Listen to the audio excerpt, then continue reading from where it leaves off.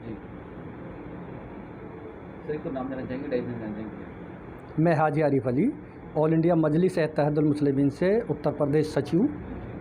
Sir देखा जा रहा है कि उत्तर प्रदेश में पहली बार एमआईएम दस्तक दे रही है। कितनी सीटों पर चुनाव लड़ेगी और क्या अहम मुद्दे होंगे पार्टी के?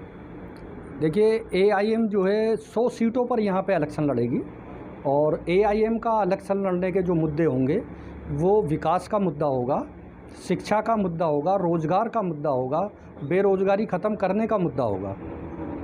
तो सर क्या लगता है कि इस बार के चुनाव में कहीं, क्योंकि जिस तरीके से ओम प्रकाश राजभर ने साफ तौर पर कहा कि मुख्यमंत्री ओवैसी बनाए जाएंगे या एमआईएम के मुख्यमंत्री बनाया जाएगा, तो क्या ऐसे अहम मुद्दे होंगे? क्या लगता है कि 100 सीटों में चुनाव लड़ने पर कितना फ़ायदा आप लोगों को हो सकता है?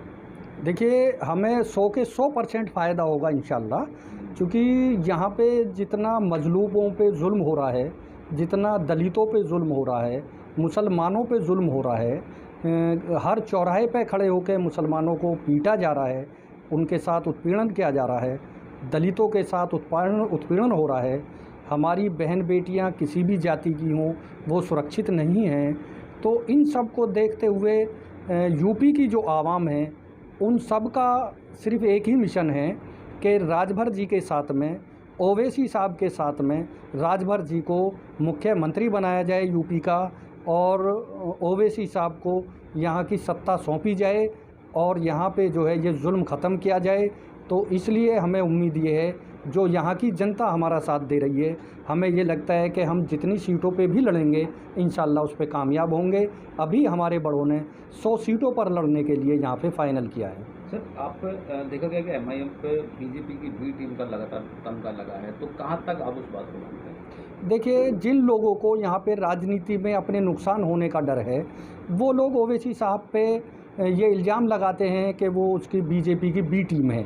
आप एक बात बताइए, ओवैसी साहब यूपी के अंदर पहली बार अपने कैंडिडेट लड़ा रहे हैं और पहली बार में सारी सरकारें इतनी डरी हुई हैं, उन्हें इतना डर लग रहा है, उन्हें ये खौफ लग रहा है कि ओवैसी साहब अगर यूपी में आ गए तो इनका सूपड़ा साफ़ कर देंगे, इसलिए उन पे वो बीजेपी का एजेंट होने का इल्ज़ाम लगाते हैं। वो कांग्रेस पे कभी इल्ज़ाम नहीं लगाते। 2017 में 403 सीटों पे कांग्रेस ने यहाँ पे लड़ाया, मात्र 7 सीट वो जीत पाई। तो नुकसान किसने दिया? भाई कांग्रेस ने सारी सीटों पे बीजेपी को फ़ायदा पहुंचाया। तो हमारे सदर साहब जो सूबाई सदर हैं, उन्होंने भी एक बयान दिया, उन्होंने भी कहा कि कांग्रेस को यूपी के अंदर, चूँकि कांग्रेस बिल्कुल यूपी से ख़त्म हो चुकी है, उसे यूपी के अंदर इलेक्शन नहीं लड़ना चाहिए। अगर कांग्रेस इलेक्शन लड़ेगी तो उसे जो है यहाँ पे बीजेपी का फ़ायदा पहुँचाएगी और वो बीजेपी की बी टीम होने का काम करेगी। अच्छा, देखा जा रहा है कि राजनीतिक पार्टी के लोग भी अब ओवैसी को ट्विटर का नेता बताने लगे, तो कहाँ तक इसको मानते हैं कि ट्विटर पे ही दिखाई दे रहे हैं? ऐसा नहीं है, ओवैसी साहब ज़मीन पे रह के काम करते हैं। अगर यूपी के अंदर या हिंदुस्तान के अंदर दलितों का कोई मुद्दा होगा, मुसलमानों का कोई मुद्दा होगा, तो पूरे हिंदुस्तान की आवाम को सबसे पहले ओवैसी साहब की याद आती है। और आपने देखा भी होगा, अगर कहीं किसी भी जाति के आदमी पे जुल्म हुआ है तो उसमें सबसे पहले ओवैसी साहब खड़े होकर बोलते हैं। तो ये वो लोग हैं जो उन पे इल्ज़ाम लगाते हैं, उनसे डरते हैं कि जिन लोगों को अपनी राजनीति ख़त्म होने का डर है वो लोग उन पे इल्ज़ाम लगाते हैं। जबकि आज अगर यकीनन देखें, यूपी की जो जनता है वो पुकार कर ये कह रही है कि ओवैसी साहब को यूपी में आना चाहिए और उनकी यूपी में आना बहुत दमदार एंट्री होगी और इंशाअल्लाह ने चाहा तो सरकार में उनका साझा रहेगा।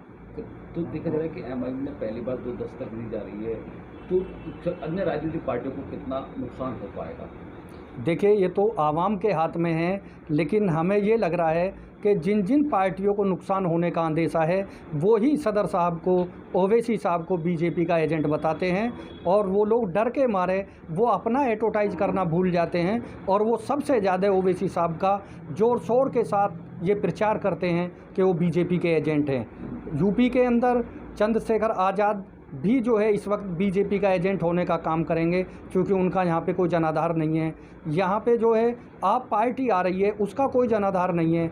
यहाँ पे ममता जी अपने कैंडिडेट लड़ाने के लिए आ रही हैं, उनका कोई जनाधार नहीं है। लेकिन जितनी राजनीतिक पार्टियां हैं उन्हें किसी से कोई नुकसान नहीं है, उन्हें सिर्फ ओवैसी साहब दिखाई दे रहे हैं, इसलिए वो किसी और पार्टी का नाम नहीं लेते, सिर्फ ओवैसी साहब को एजेंट बताने पर तुले हुए रहते हैं।